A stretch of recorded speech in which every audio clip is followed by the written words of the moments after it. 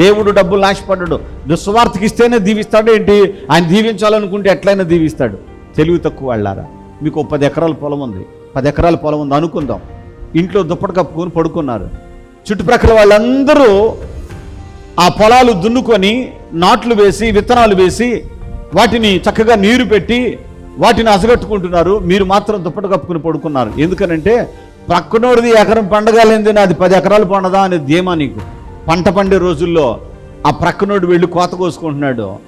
నువ్వు కూడా కోత కోసుకుందాము తెచ్చుకుందామని సంచులు వేసుకుని వచ్చావు. నీ 10 ఎకరాలలో పంట ఉంటుందా? ఎందుకుండదు? వేయలేదుగా విత్తనం. విత్తనం వేస్తే నీకు పంట వస్తుంది. అలాగే దేవుని దగ్గరకు వెళుతున్నాను, దేవుడు ఎట్లయినా దీవిస్తాడంటే కాదు. మొదట నీ హృదయాన్ని ఇవ్వాలి, దేవుని కొరకు నీ సమయాన్ని ఇవ్వాలి, దేవుని కొరకు నీ ధనాన్ని ఇవ్వాలి. అది నీ ఆశీర్వాదానికి యోగ్యతగా నువ్వు ఎంచబడతావు. ఒక వ్యక్తి యోగ్యుడు అనిపించుకోవడానికి కొన్ని అర్హతలు ఉంటాయి. ఇతని దగ్గరికి ఎప్పుడైతే వాళ్ళు వచ్చి అంటున్నాడంటే నీ వలన మేలు పొందుటకు అతడు యోగ్యుడు. హల్లెలూయా.